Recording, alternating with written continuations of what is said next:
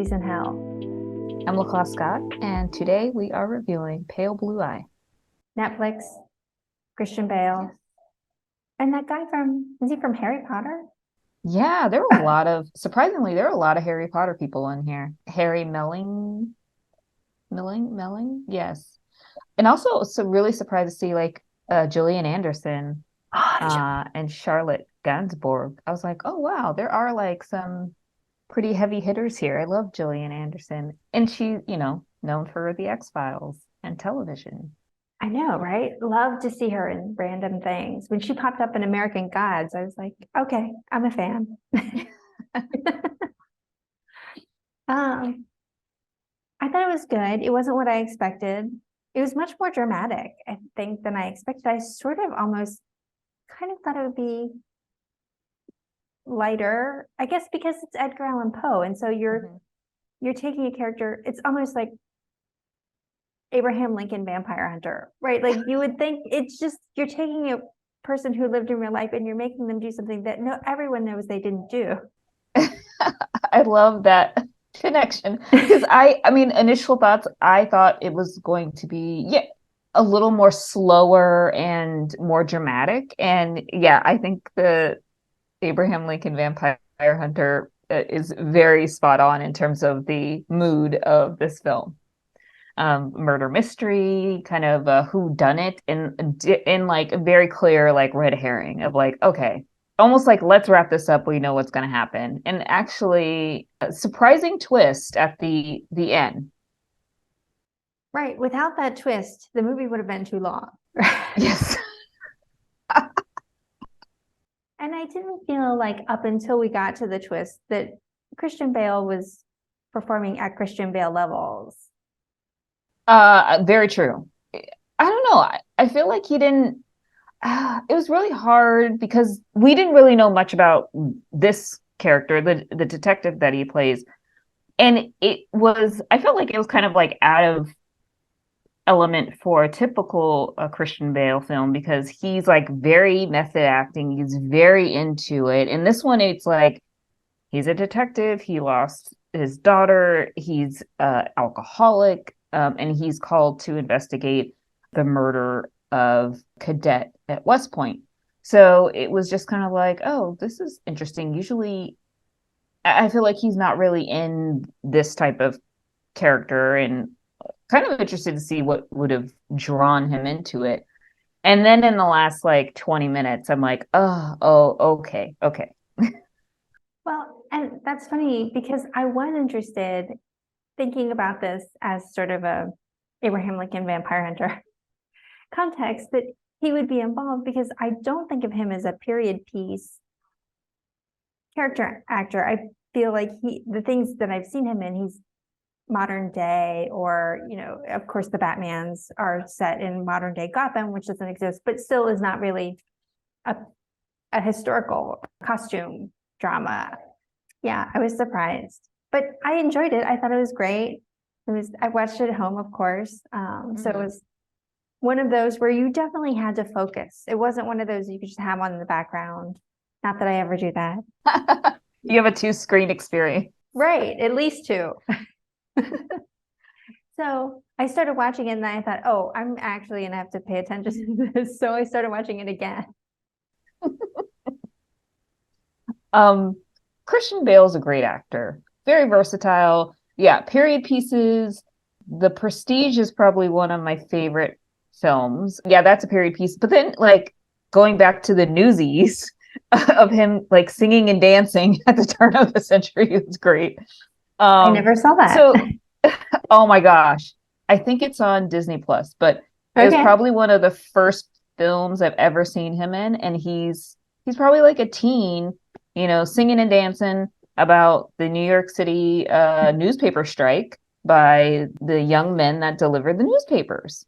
It's a fantastic movie to watch as a teenager going into like I think it was PG. It's great. He was also just in Amsterdam, which is also a period. That's right. So maybe I'm wrong about Christian Bale. I mostly think of him as he needs to be in like future film, like the next Blade Runner, or right. Maybe there's a role for him in Dune. Yeah, yeah. That would be fantastic. Well, let's go to the slides. Oh, pretty close. Yeah, very close. 24 and 25. Yeah, jewelry was where we had different scores here. Right, because definitely the period jewelry was good or a good representation. But I think when whenever it plays a role in the actual plot, I tend to give it a 3 because the average movie does not do that. That's very true. Yeah. You know No, I thought it was good. who else I thought was good in this is the guy, and I never remember his name, but he played the doctor. And he played Capote a long time ago, and he was in Empire of Light recently. Oh, Toby Jones. And I thought he was great too. I think he's great in Yeah. everything. He's like another one of those that when you see him, you're like, oh, that guy. He definitely has an A24 face. Even though this was he was definitely in he was in a Marvel film as a bad guy, Hydra. Oh, I don't think I knew that was him. He just melts seamlessly into his characters. Yeah, I think so. And you know what? I think he's in The Wonder too. You know what he is? That's right.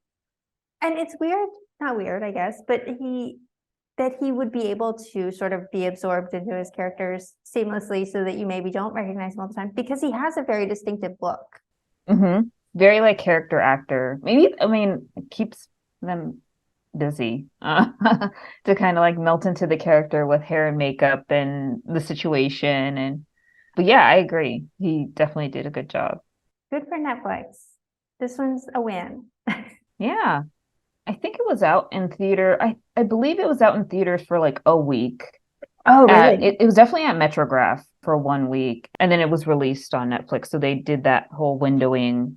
It was in the top 10 rotation slide on Netflix. So I was like, oh, that's good. So people are watching this. Yeah, definitely.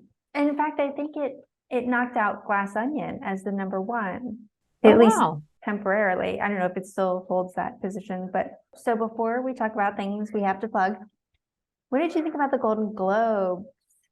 Oh my gosh, it was great. Fashion. The fashion like is kind of lackluster.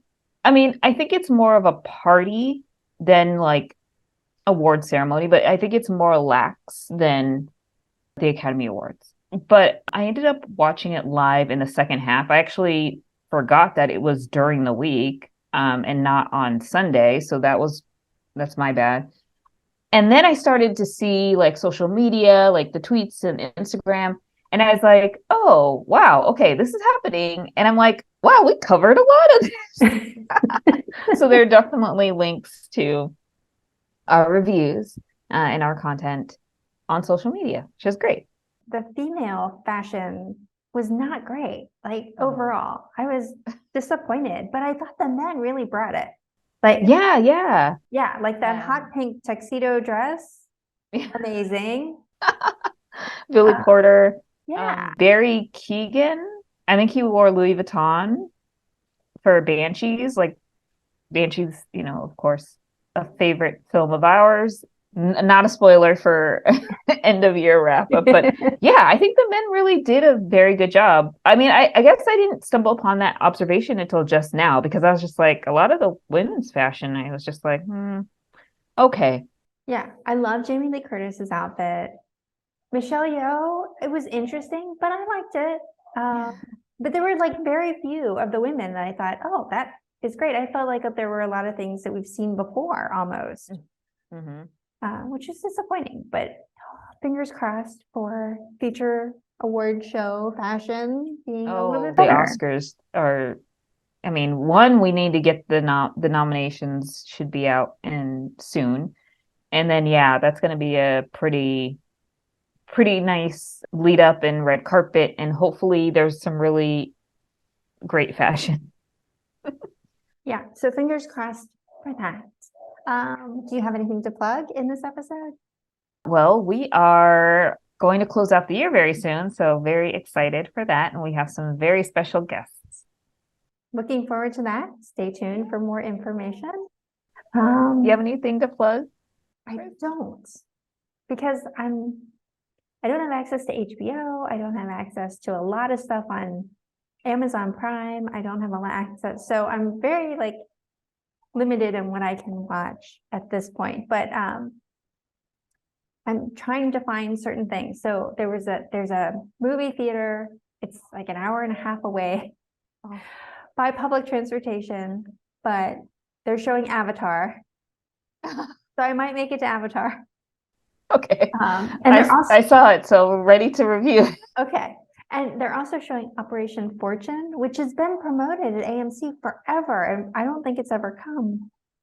It's a Jason Statham, Hugh Grant Really? movie. I know. So I might be able to see that. And then Puss in Boots is also playing there. All right, then maybe I'll have to go out and see it. I mean, I hear actually good things from like very credible, reputable sources. So I just feel like I haven't watched a Shrek spin-off movie ever, more or less the last Shrek movie. So Right. Well, you'll have to watch all the Puss in Boots leading up to this. I think one is on Netflix. I'll have to check. Yes. It's not high on your priority list. Don't worry. All right. Well, thanks everyone for watching, and we'll see you next time. See you next time. Thanks.